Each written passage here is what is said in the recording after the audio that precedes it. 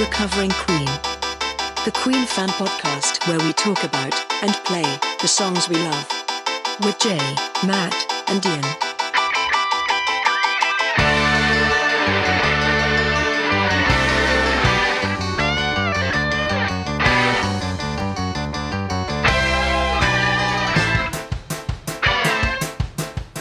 Welcome to Recovering Queen, the Queen podcast, where we take a famous or not so famous Queen song, do a cover version of the Queen song, and then talk about the methods and the madness of the greatest band of all time, Queen. My name's Ian, and with me, as ever, are Jay and Matt. Good evening, gentlemen. Good evening, Hello, Ian. Hello, Matt. And which hi, track? Jay. And which track are we going to be talking about tonight? The classic track, Friends Will Be Friends. For our 60th episode, what could be more appropriate than covering and talking about the undisputed King of Queen, Friends Will Be Friends. So, taken off of magic. Jay, what do you think of Friends Will Be Friends? I like it. Really? Controversial. Controversial as ever. This is taking a turn for the better anyway. Yeah. Excellent. Well, I would say I'm fresh from watching the video. Oh yeah. Have you seen the video lately? Not for a good long while. No, you've got to get stuck in. So you've got Freddie who's in the air on a crane. And he's sort of moving this light around like on the crowd. They're having such a good time. A follow spot. Thank you, Matt. That is exactly the right word for. And he's in a chair, a light with the chair. Yeah. It's like, how lazy can you get? It's like you've just got to hold the light. You can sit down doing it. Well, if you're doing like a 2-hour gig, you don't really want to stand there pushing that thing around. You want a nice, comfy chair, particularly if you're let's get a big chair in. And the thing I really love about it is that John Deacon is singing. I mean, obviously it's Freddie singing, but he's singing too. Friends Will Be Friends. You can see him smiling and singing. He is loving it, as is Roger. Freddie, obviously, he's kind of doing this thing at the end, which I thought was particularly sweet. Actually, he does this sort of boxing thing that he was doing with the crowd who was sort of running at them, and it was really ballooning my heart. I was like, this is a great track. Anyway, that was 2 hours ago, and reality's coming back a little bit now. so presumably that was that fan club invite where they do a play along and invite them along to some kind of studio somewhere and they film with them for Wembley, a day. I think somewhere. Yeah, with that in mind, then lyrically, Friends Will Be Friends is specifically designed for the friends of Queen, the Queen fans. That's like they're the friends that they're talking about. We're all the friends. Our friends at the Queen fan club. I suspect the lyrics are really designed for bringing a massive crowd together with another stadium anthem, isn't it? Is that because John Deacon missed out on the "We Are the Champions, We Will Rock You"? It's like, John's a major songwriter. He needs a stadium track as well. It's very much in that Queen stadium rock mold, isn't it? This one, trying to reach the heights of Play the Game and We Are the Champions and Teo Toriati, the big, the big power stadium ballad fillers. Yeah, that type of thing. Okay, so if it's written for that in mind, so if it's written for stadium, for use in the stadium to get people to hug each other and go, "Friends will be friends," nice and easy. Does it work? Does it work to do that? Is it something Queen needed in their set, and does it work? Well, without going directly to the Magic Tour, they did play it in the stadiums, and what was it? Was it highly effective song? It might be one of those again. To quote a podcast from a while back, that I would have sooner heard White Queen than Friends Will Be Friends on that tour. Oh, and really, they had managed to write two songs that couldn't finish a set better than We Are the Champions and We Will Rock You. And somehow they think, it's not quite right. What it needs is another stadium rock slotted in between. It's a splitter, isn't it? It's a splitter. It's I didn't think we'd get onto that quite so soon. Well, we need to address it soon, or else we can't. It's the elephant in the room, Ian. Well, of course. Okay, so let's go straight to it. It had 25 live performances on the Magic Tour, famously Main Road, of course. But they did put it in between We Will Rock You and We Are the Champions. I mean, it's just sacrilege, isn't it? Yeah. Well, we said it last week. It is sacrilege. It seems to be the largest musical misstep the band ever made. Well, hang on. Hang on. Well, hang on. Let's just examine some of these lyrics, because whilst they're powerful, as in the "friends will be friends" line is very powerful. Is it? But it doesn't make any sense. Jay, "friends will be friends" doesn't make any sense. I had to look it up because I thought, what does it mean? But there's a lot of people discussing. Has some kind of sentiment, does it? Boys will be boys. Yes. Pass the check. Friends will be friends. Exactly. Boys will be boys. Friends will be friends. Friends will be friends. So what? What's going to happen? What about friends being friends? What? It doesn't make any sense. Well, hang on. You say that, Matt. But let's just look at this line. This is the one I want to really focus on. The postman delivered a letter from your lover, only a phone call away. You tried to track him down, but someone stole his number. Someone literally picked up your phone and deleted his number from your phone. Bizarrely. Oh, no, stole the number. Yeah. They stole it. This is pre-mobile phone, remember? This is a landline. What does it mean? Did he have was he carrying around 23 and someone nicked it?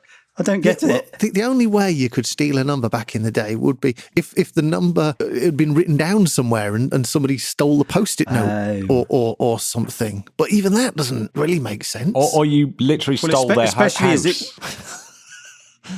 Like to steal a landline number is quite a feat. Yeah, I mean you just wouldn't be able to do it. It's too silly. No, I think Ian's right. I think it's just a number on a. I think it was a riddle to me for the best part of 20 years, but I think Ian's just. I don't think I've solved it there. Don't give me credit for that. I mean, you tried to track him down, but somebody stole his number. I mean. Somebody misplaced his number. You were looking in. You were going number. into the kitchen. Yeah, you were going into the kitchen to look for the scrap of paper where he'd written down his number. Yeah, but unbeknownst to you, somebody had come in and stole it. Like the cleaner. I mean, it's not unlikely to steal a number, is it? To mislay it. Yeah, I can understand that. I can understand if it had been mislaid, thrown in the bin. How would that scan? You tried to track him down. Someone mislaid his number. Much better. Yeah, you're right, actually. That does sense. Work. But I'm still wondering what friends will be friends. What's the next? Friends will be friends. Pass the check. Or what? It's what? It doesn't make any sense. Let's face it. No, come on. Okay, it doesn't work. Okay, it doesn't make much sense. But you get the idea. You get the idea. Yeah, we're all in it together in a way that maybe they thought We Are the Champions is a bit pompous. I mean, of course it isn't. It's wonderful, but maybe Friends Will Be Friends is a little bit more. I don't know. The thing that collective gets me with the lyrics that I kind of hadn't noticed again, but it does that thing. So it's Friends Will Be Friends, and then. Rather than, I know it changes it on the final verse, but it always sings "Friends will be friends" one too many times for me. It's that last line because and you're thinking, because what? And then it goes, "Friends will be friends," and it's right, okay, I got that right till the end. That's a very, very circular argument. Yeah, and then they do change it for dramatic effect on the final chorus, which why will they? Because they will. Yeah, it is. It's recursion Queen again. It is a bit of a going round in circle. It's a bit of a loop, isn't it? What was Friends, the American TV program, out before this? Oh crikey! I wonder when that started. It was that was like early 90s. So yeah, so this probably so this predates Friends. So there was obviously a Friends vibe in there. I don't think it's got anything to do with that. It's got Friends. Well, there's another song with a weird, strange lyric in it, but I mean, it would be a very odd reference. But just finishing off the John Deacon bit, he does really love this song. You can tell he really loves it, and even right to the end, he's still singing along with it. Oh, right to the end. Yeah, I like that. Where it's like we've done there. Well, John will be John. So is this the video where he's playing that really? Some might describe it as vulgar bass guitar. yes, it is. Yeah, Yeah, it's a horrible. What is that? Is it guitar? a I don't It's like VGA it's carved out of a skull. or something? It's I think. Yeah, it's kind of like really elongated wooden bits on. I seem to recall. There's some. I might have to do a little bit of research while you talk, but I think I've got something to do with maybe it was John Entwistle that gave it to him or something. Oh yeah, it's definitely got a John Entwistle feel to it, or look about it. Yeah, definitely. Well, if we, talking about it musically, I've always thought that it's kind of not up to par with Queen's best thing, but there's something about the introduction, the guitar introduction, that sounds really old-fashioned. It's like an old Victorian music hall song or something. And I was looking at the sheet music, and it's kind of G to B7 to E minor, and then it goes back to a G7. And I can't really work out what the musical effect that's happening there, but I think it's this thing that goes back to the G7. And then it goes on to finish off the phrase after that with I think it's an F and a G then before starting the verse. And I think that must have been a fairly common thing of old-fashioned kind of writing, where you do a circular chord pattern. I couldn't actually find much music theory about it, and then looking through the rest of the song, it's in G major the whole song. There's no beautiful little trickery going on with a little key change here and an odd bar here and there. It just kind of plods along in an incredibly standard fashion. There's the one interesting thing that I found about the arrangement was that where they do the that kind of guitar theme, they do it twice. Second time around, they stick an extra bar in there with an A minor before going back to the two chords in the verse, and that's like, oh, thank goodness, at least they've they stuck that in. But boy, it plods. I mean, there's some good bits, and you think it's quality songwriting in a way of a song that doesn't quite work, that you potentially should have really have abandoned. Like, as in the way that it comes out of the chorus, all hope is lost, all hold again, and it's like it's got that build, and it's really there's some great bits in it, great. and the actual guitar riff, it's good. That bit's okay, but then when it goes mid-late, into the kind of crying guitar solo that's too cheesy. It's too cheesy, isn't it? Yeah, I agree totally with that. It's just something about that sort of motive on the guitar, isn't it? That sort of, I don't know what it is, but it's cheesy, and also it reminds me a little bit of some sort of, I don't know, a European band with the keyboards. It's got a bit, I think, spikes in there doing his keyboard. And I think if you could have got a piano in there, that would have helped. One of the last kind of piano songs that Freddie wrote, as in like at the piano wrote, piano led. They've clearly distanced themselves from the piano. And it's like, I've written it on the piano, but I'm going to start filling up with synths and to make it sound more modern. And it has quite the reverse. And it makes it's like Howard's End Howard's Way, or some like cheesy soap opera, or Crossroads, or now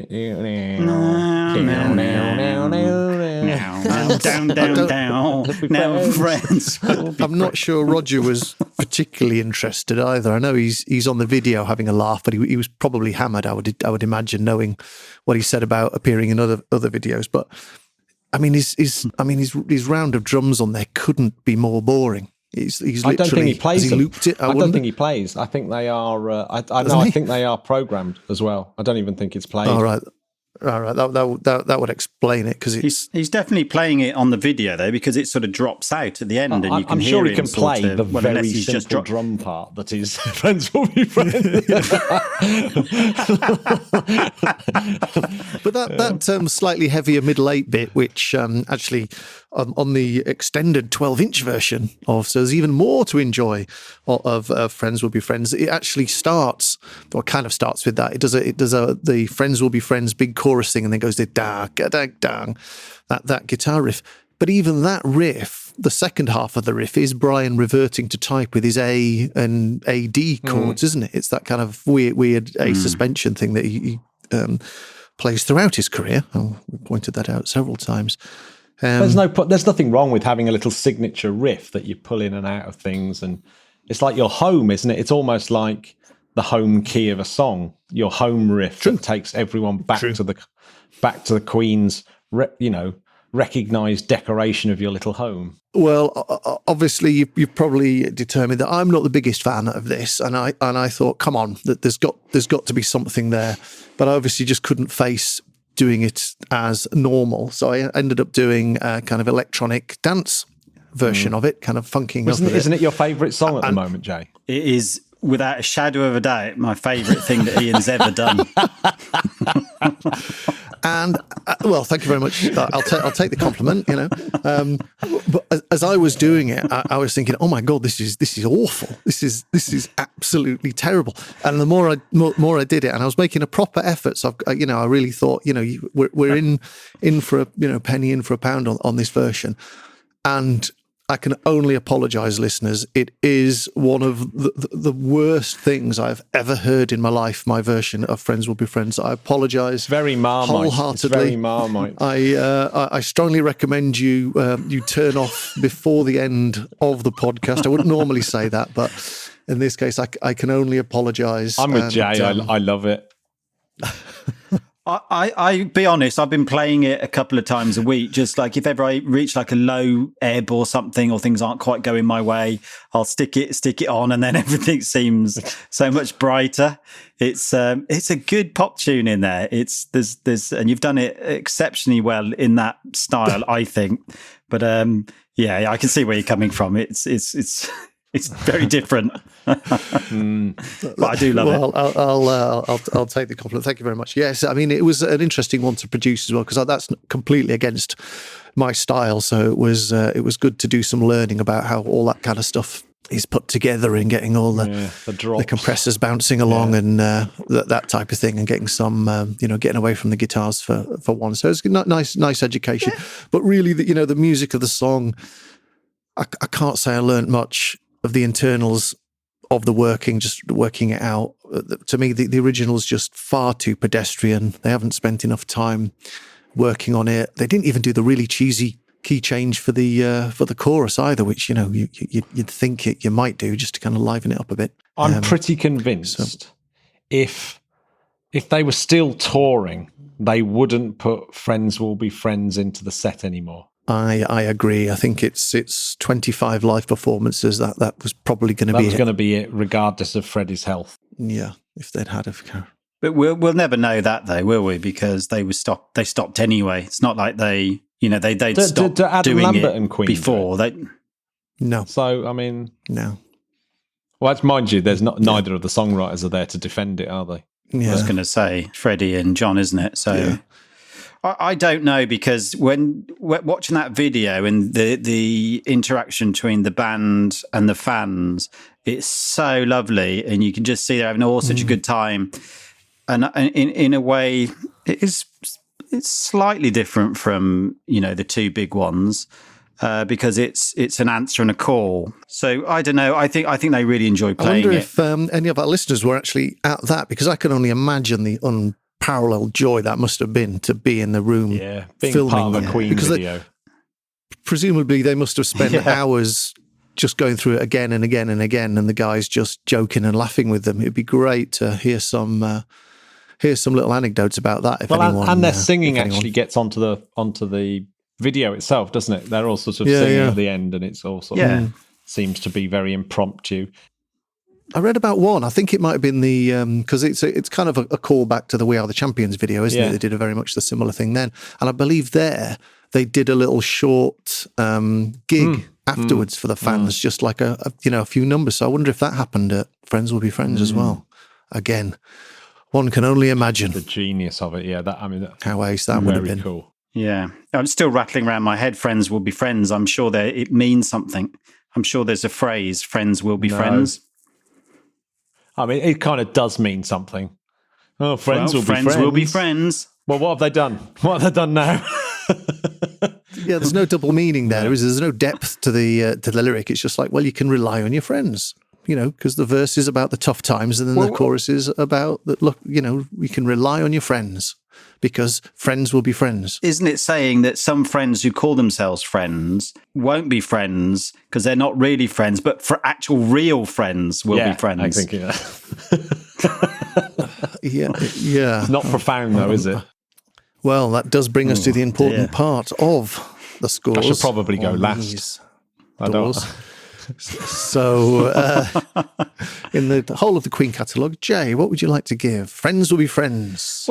Well, I think this very much depends on whether I'm in a car or on dry land. As if I'm in a car, the score goes down by 2 because it makes me feel slightly nauseous. Because have you crashed while driving? We used to go on holiday. No. When my parents would take us up to Wales when we were little. And this would come on, and I think I couldn't work out whether it was because the car journey was making me feel nauseous or whether it was this song that was making me feel nauseous. But even now, if I'm in a car, I can't listen to it. On dry land, I think you're being a bit harsh. I think it's a pretty decent song with it's not as good as the others. So I think it's decent. I'm going to go 7. 7. I think we have to take your dry land score, I think, Jay. I think that's probably that was dry land. I think Or DLS, as I like to call it. Yeah, that's the only way. Matt. You want to go after me? I'm going to go. I think it's one of Queen's worst songs because it's so cynically written. It's not like We Are the Champions and We Will Rock You that are cynical and innovative at the same time. It just doesn't work. It's a 4 at best, and that's really only for the kind of rousing lilt second part of the chorus. But no, it's a 4. Maximum 4. Yeah, I'm going to go along with a 4 as well. They just haven't worked hard enough. It's uninspiring. It plods. There's no little clever bits of songwriting in which these two songwriters are more than capable of. But I did used to dread the Deacon Mercury songwriting collaboration. It was never like Cool Cat was the first time we had it, and it always does seem doesn't necessarily bear fruit, does it? My two favourite songwriters in Queen, when they come together, they cancel each other out. The two north poles of a magnet. That's a 4. There's much the Queen have done worse, but they've done a whole lot better. This is a very pedestrian effort, and all I can suggest is you listen to their version rather than my version. I do apologise in advance. I like your version, Ian, but I wonder if there is a way of doing this that takes all the kind of cheese out of it and actually reveals something to be quite good underneath. I think there is. I absolutely think there is, and this is it. This is Ian's version. Oh, friends will be friends. I'm so sorry. Another red letter day. So the pound is dropped and the children are created. The other half ran away, taking all the cash and leaving you with the lover. Got a pain in the chest, doctors on strike.